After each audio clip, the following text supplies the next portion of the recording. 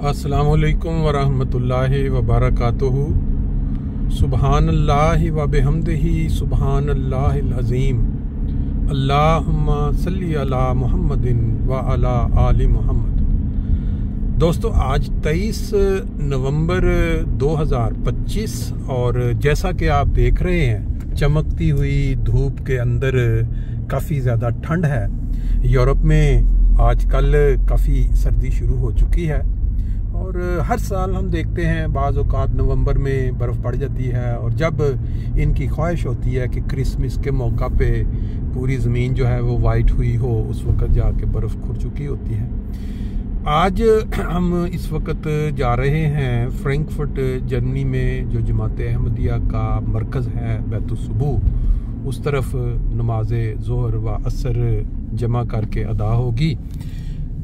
पिछले कल से और आज वहाँ मजलिस शूरा जो अंसार बसते हैं यहाँ जर्मनी में, उनकी वो चल रही है।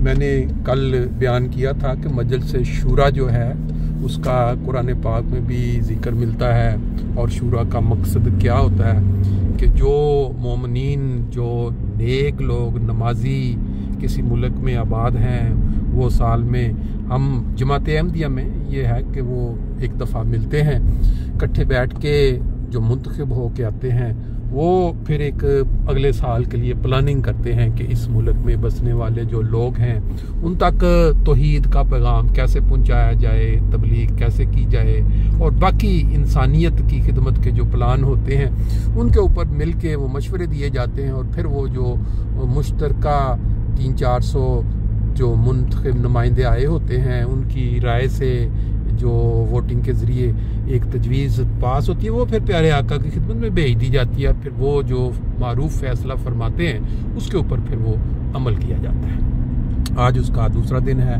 नमाज ज़ोहर असर के बाद शायद वो कंप्लीट हो जाएगी। बात यह है कि कुरान मजीद में आपने ये पढ़ा होगा कि अल्लाह ताला ने अपने बंदों को ये इरशाद फरमाया है कि जब उन पे एक ज़मीन तंग कर दी जाए, ज़मीन तंग करने में अब हुकूमत वक्त जो उस मुल्क की हुकूमत है वो भी हो सकती है, वहाँ शर पसंद अनासर जो मज़हब फरोश होते हैं अब मज़हब की गलत तशरीह करके लोगों को उकसाते हैं कि जो लोग यहाँ तादाद में कम हैं उनके ऊपर आप जुल्म ज़्यादती करें। और जब उनकी ज़िंदगी वहाँ तंग हो जाती है तो वो खुदा ताला फरमाता है कि वो उस ज़मीन को छोड़ के दूसरी जगह हिजरत कर जाएं और इसमें ही बरकत है। और इसका हमने बारहा मुशाहिदा किया। अंबिया कराम जब एक इलाके से हिजरत करके दूसरी जगह गए तो अल्लाह ताला ने कैसी बरकत डाली, जिसका सबसे बड़ा जो नमूना इस दुनिया में देखा गया वो हिजरत है मदीना की तरफ और उसके बाद फिर जो मक्का फतह हुआ। बहरहाल वो तो मेरा ख्याल है हर मुसलमान जानता है। लेकिन आज के दौर में नबी करीम सल्लल्लाहु अलैहि वसल्लम के अरशाद के मुताबिक जिस इमाम मेहदी ने आना था, जमात अहमदिया ये यकीन रखती है, ये इत्काद रखती है कि वो इमाम मेहदी वो तशरीफ़ ला चुके हैं और उनको मानने में अहमदियों ने जो बरक़ात देखी हैं, जो दुनिया में फल पाए हैं, वो दुनिया में और किसी जमात ने, किसी भी फ़िरके ने या किसी भी मज़हब ने नहीं देखे।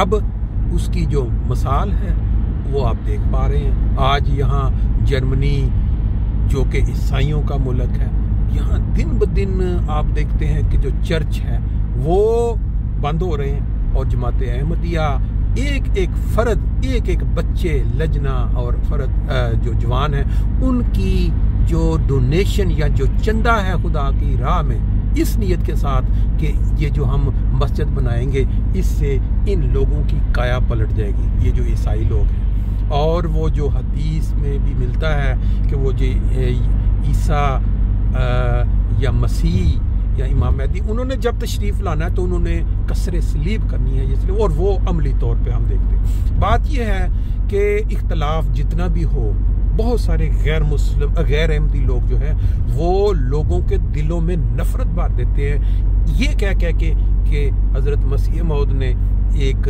نبی ہونے کا دعویٰ کیا ہے، اور وہ بار بار اس چیز کا اظہار کرتے رہے ہیں ہر اشعار میں بھی اور اپنی کتابوں میں بھی، کہ مجھے خدا تعالیٰ نے جو بھی نعمت سے نوازا ہے، جو بھی مجھے ٹائٹل دیا ہے، جو بھی مجھے انہوں نے امام مہدی، یہ جو غیر شرعی نبی یعنی کہ نبی کریم صلی اللہ علیہ وسلم کی اتباع میں ان کی برکت سے انہوں نے حضرت مسیح موعود صلی اللہ علیہ وسلم نے جو بھی پایا ہے. بہرحال یہ چیزیں عام لوگ نہیں سمجھ پاتے، وہ صرف مخالفت میں لوگوں کو بھڑکاتے ہیں کہ انہوں نے نبی ہونے کا دعویٰ کر دیا، اور نبی کریم صلی اللہ علیہ وسلم آخری نبی تھے، وہ خاتم النبیین کا یہ معنی لیتے ہیں کہ وہ نبوت آخری نبی ٹائٹل تھا.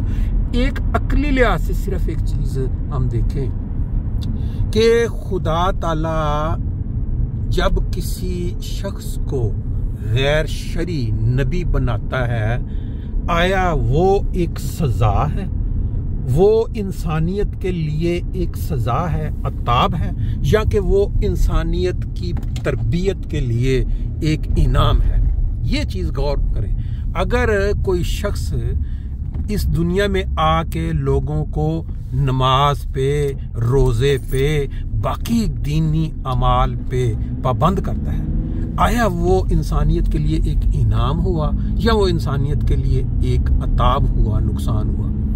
غیر شرعی نبی، احمدی کہتے ہیں کہ نبی کریم صلی اللہ علیہ وسلم کے اوپر شریعت مکمل ہو گئی ہے، ان کے بعد کوئی بھی نبی نئی شریعت لے کے نہیں آ سکتا. ہاں، ان کی اتباع میں ان کے جو احکامات ہیں ان کو آگے دنیا میں چلانے کے لیے غیر شرعی یعنی ان کی شریعت کے ساتھ نبی آ سکتا ہے.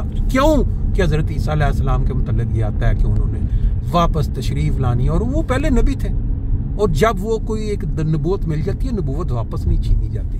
تو وہ نبی کریم صلی اللہ علیہ وسلم کی شریعت کے اندر رہ کے وہ نبوت کے ٹائٹل کے ساتھ ہی آئیں گے. تو یہی احمدی کہتے ہیں. بہرحال اب احمدیوں کے اوپر جو زمین تنگ کر دی گئی پاکستان میں، تو وہ ہجرت کر کے جرمنی میں بھی آ جاتے ہیں، یہاں آباد ہوتے ہیں. لیکن یہاں آ کے رہنا، ترقی کرنا، دنیا میں کما لینا مال، یا مذہبی طور پہ نمازیں، روزے، حج، یہ سارے یہاں جرمنی میں یہ ممکنات میں شامل ہے. لیکن جب کوئی پیارا اس دنیا سے چلا جاتا ہے اپنے دیس میں، اس وقت یہاں سے جانا بعض دوستوں کے لیے بڑا مشکل ہوتا ہے، اگر وہ لیگل طریقے سے ابھی ان کی نیشنلٹی نہیں ہے. یہ بڑا ہی دکھ کا ایک عالم ہوتا ہے. یہ آج ایک دوست نے مجھے فون کیا کہ میرے والد صاحب ننکانہ صاحب پاکستان میں وفات پا گئے اور وہ نہیں جا سکے.